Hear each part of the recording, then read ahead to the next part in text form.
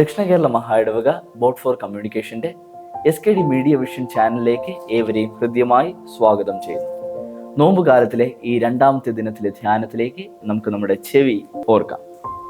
ധ്യാനത്തിനായി തിരഞ്ഞെടുത്തിരിക്കുന്ന വേദഭാഗം യോവേൽ പ്രവാചകന്റെ പുസ്തകം 2-ാം അധ്യായം അതിന്റെ 12-ാമത്തെ വാക്യം. എന്നാൽ ഇപ്പോഴെങ്കിലും നിങ്ങൾ പൂർണ്ണ ഹൃദയത്തോടും ഉപവാസത്തോടും കരച്ചിലോടും വിലാപത്തോടും കൂടി എങ്കിലേക്ക് തിരുവിൻ എന്ന് യഹോവയുടെ അരുളപ്പാട്. എന്നാൽ ഇപ്പോഴെങ്കിലും എന്ന വാക്കിന് വലിയൊരു പ്രത്യേകതയുണ്ട്. ഇനിയും വൈകിയിട്ടില്ലെന്നത് അത് പറയുന്നു. തിരിഞ്ഞു വരുവാൻ വൈകിയിട്ടില്ല, പുതുതായി തുടങ്ങാൻ വൈകിയിട്ടില്ല, ദൈവത്തിന്റെ അടുക്കലേക്ക് മടങ്ങി വരുവാനായിട്ട് വൈകിയിട്ടില്ല. അതാണ് നോമ്പിന്റെ ഹൃദയഭാഗം. നോമ്പ് ദുഃഖത്തിൽ ആഴ്ന്നിരിക്കാനുള്ള കാലഘട്ടമല്ല, അല്ലെങ്കിൽ നമ്മുടെ ആത്മനിയന്ത്രണത്തെ തെളിയിക്കാനുള്ള ഒരു കാലഘട്ടമല്ല ഈ നോമ്പുകാലം. അതൊരു സ്നേഹപൂർവമായ അത്യാവശ്യമായുള്ള ഒരു ക്ഷണമാണ്, മടങ്ങി വരുവാൻ വേണ്ടിയുള്ള ക്ഷണം, ഏറ്റവും പ്രധാനപ്പെട്ടതിലേക്ക് തിരിഞ്ഞു വരുവാൻ വേണ്ടിയുള്ള ക്ഷണം. നമ്മുടെ ഹൃദയം പൂർണ്ണ ഹൃദയത്തോടുകൂടെ തന്നെ ദൈവത്തിന്റെ അടുക്കിലേക്ക് മടങ്ങി വരുവാനുള്ളതാണ് ഈ നോമ്പുകാലം. അതുമായി ബന്ധപ്പെട്ട് 1-2 ചിന്തകൾ ഞാൻ പങ്കുവയ്ക്കാനായിട്ട് ആഗ്രഹിക്കുന്നു. ഒന്നാമതായി ശ്രദ്ധിക്കേണ്ട ഒന്ന്, നമ്മെ വിളിക്കുന്ന ദൈവത്തെക്കുറിച്ച്. യോവേൽ സംസാരിച്ചത് വഴിതെറ്റിപ്പോയ, ആത്മീയമായി വരണ്ടുപോയ, നഷ്ടവും ഭയവും അനുഭവിച്ച ജനങ്ങളോടാണ്. ആ സാഹചര്യത്തിൽ ദൈവം പറയുന്നു, എൻ്റെ അടുക്കൽ മടങ്ങി വരും. അവിടെ ആദ്യം നിങ്ങൾ നിങ്ങളെ തന്നെ ശരിയാക്കുക എന്നല്ല, അല്ലെങ്കിൽ നിങ്ങളുടെ തെറ്റുകളെ വിശദീകരിക്കുക എന്നല്ല, നിങ്ങൾ അർഹത നേടുക എന്നുമല്ല ദൈവം പറഞ്ഞത്. മടങ്ങി വരുവിൻ, അത്രമാത്രം. ഈ നോമ്പ് നമ്മെ ഓർമ്മിപ്പിക്കുന്നത് ദൈവത്തിന്റെ സ്നേഹമാണ്.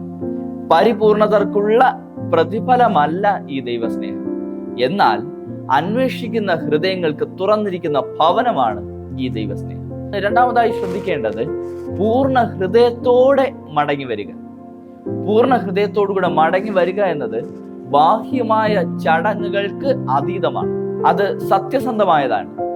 നമ്മൾ സാധാരണ മറയ്ക്കുന്നതെല്ലാം ദൈവത്തിന്റെ മുൻപിൽ തുറക്കുക. യോവേൽ ഉപവാസത്തെക്കുറിച്ച്, കരച്ചിലിനെ കുറിച്ച്, ദുഃഖത്തെക്കുറിച്ച് പറയുന്നു. അത് പ്രകടനത്തിലുള്ളതല്ല, ആത്മാർത്ഥതയ്ക്കാണ് അവിടെ പ്രാധാന്യം. ദൈവമേ, എനിക്ക് നിന്നെ വേണം എന്ന് പ്രാർത്ഥിക്കാൻ കഴിയണം. ദൈവമേ, ഞാൻ കേൾക്കുന്നു എന്ന് ദൈവത്തോട് പറയാൻ കഴിയണം. ദൈവമേ, എന്നെ അകത്തു നിന്ന് മാറ്റണമേ എന്ന് നമുക്ക് ദൈവത്തോട് പറയാൻ കഴിയണം. ഈ ലെന്റ് കാലത്ത് നമ്മൾ പല കാര്യങ്ങളും ഉപേക്ഷിക്കാറുണ്ട്.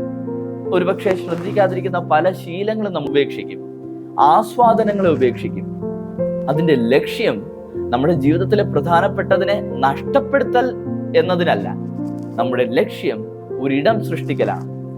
ദൈവം സംസാരിക്കുവാനുള്ള ഒരിടം സൃഷ്ടിക്കൽ, സ്നേഹം വളരാനുള്ള ഒരു ഇടം സൃഷ്ടിക്കൽ. കൈകൾ നിറഞ്ഞിരിക്കുമ്പോൾ സ്വീകരിക്കാൻ കഴിയില്ല. നോമ്പ് നമ്മുടെ കൈകളെ തുറക്കാനായിട്ട് പ്രേരിപ്പിക്കുന്നു. അതിലേറ്റവും അവസാനമായിട്ട് നാം ശ്രദ്ധിക്കേണ്ട വാക്ക് ഇപ്പോഴെങ്കിലും എന്ന വാക്ക്. ഇപ്പോഴെങ്കിലും, ആ വാക്കിൽ കരുണയുടെ ഒരു പ്രകാശമുണ്ട്. നാം ആഗ്രഹിക്കുന്ന നിലയിലല്ല, നാം ഇപ്പോഴുള്ള നിലയിൽ തന്നെ ദൈവം നമ്മെ കാണുന്നു. ഇപ്പോഴെങ്കിലും വിശ്വാസം ചെറുതായി തോന്നുമ്പോൾ, തെറ്റുകളിൽ ഭാരമുണ്ടാകുമ്പോൾ ഇപ്പോഴെങ്കിലും വാ. പ്രത്യാശ ദൂരെ എന്ന് തോന്നുമ്പോൾ ഇപ്പോഴെങ്കിലും പോരെ. ദൈവം പൂർണ്ണമായ ഒരു സമയത്തെ കാത്തിരിക്കുന്നില്ല. ഇപ്പോഴെന്ന നിമിഷത്തിൽ തന്നെയാണ് ദൈവം നമ്മെ കാണുന്നത്. അതുകൊണ്ട് തന്നെയാണ് ലെന്റ് മനോഹരമാകുന്നത്. സത്യസന്ധമായ പുതു തുടക്കങ്ങളുടെ കാലം ഇനിയും താമസിച്ചിട്ടില്ല. നമുക്ക് നമ്മുടെ ദൈവത്തിലേക്ക് തിരികെ വരുവാനുള്ള ഒരു ആഹ്വാനം ദൈവം നമ്മോട് നൽകുന്നു. നമ്മുടെ ഹൃദയത്തെ മൃദുവാക്കുക, ശാന്തമാക്കുക. നാം ശരിയായ സൃഷ്ടിക്കപ്പെട്ടവരായിട്ട് മാറാനായിട്ട് നമുക്ക് കഴിയണം. മടങ്ങി വരുവാൻ, മുഴുവനായി തന്നെ ദൈവത്തിന്റെ അടുക്കലേക്ക് മടങ്ങി വരുവാൻ നമുക്ക് കഴിയണം. നമ്മുടെ ചോദ്യങ്ങളോടുകൂടെ ദൈവത്തിന്റെ അടുക്കലേക്ക് മടങ്ങി വരണം.